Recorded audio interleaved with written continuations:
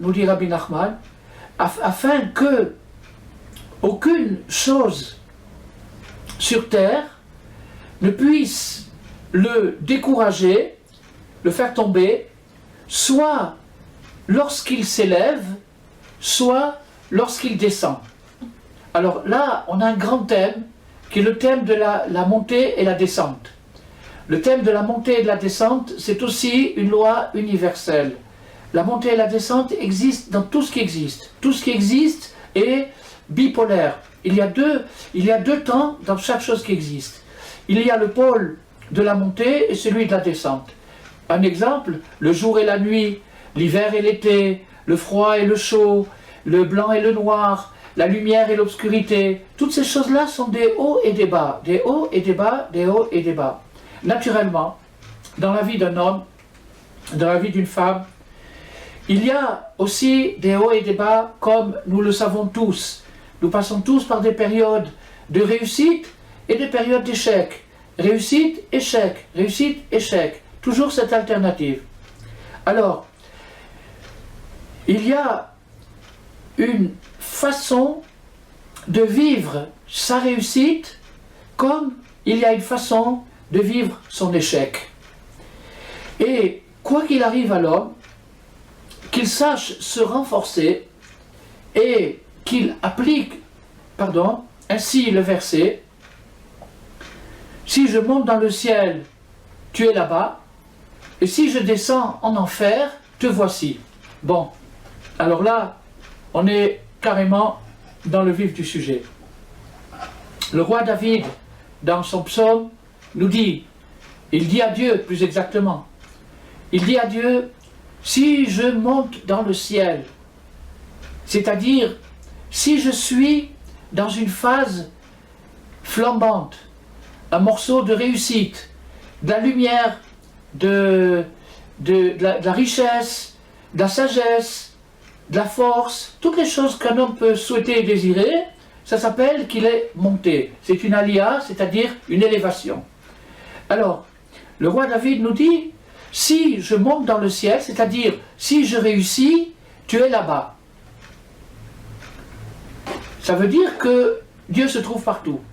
D'ailleurs, dans ce verset, dans le livre des psaumes, il est dit, d'où pourrais-je fuir ton esprit? Le roi David dit à Dieu, où pourrais-je fuir ton esprit? Est-ce qu'il existe sur terre un endroit où on peut se cacher de Dieu alors qu'il est partout? C'est impossible. Donc le roi David l'a exprimé d'une façon poétique, mais surtout prophétique, parce qu'il y a dedans une très très grande révélation, un très grand secret.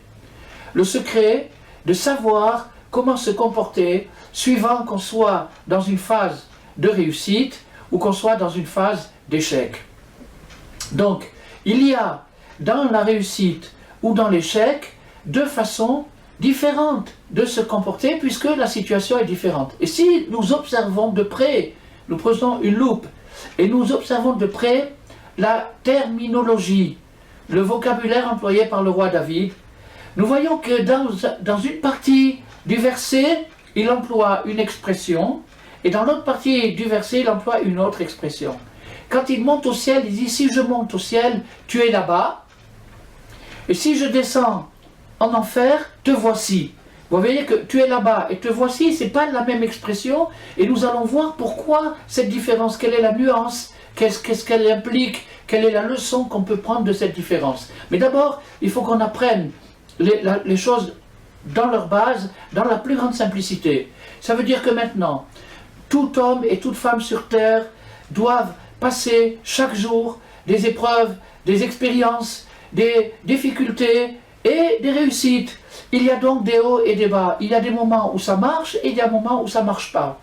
Ces deux phases-là peuvent alterner d'une minute à l'autre et même d'une seconde à l'autre, de telle sorte que dans une journée, on aura eu des dizaines ou même des centaines de hauts et de bas. Maintenant, si on change, si on permute la technique suivant la condition, c'est comme si par exemple, vous mettez le chauffage quand il fait froid et vous mettez la climatisation quand il fait très chaud. Donc, des fois c'est le même appareil, qui fait ou le chaud ou le froid. Donc maintenant, on permute suivant l'atmosphère, suivant la température. On doit permuter dans sa vie suivant le cas. Si je me trouve dans une situation de réussite, je dois employer la technique qui convient à la réussite. Et si je me trouve dans une période d'échec, je dois m'adapter à la technique qui convient en cas d'échec.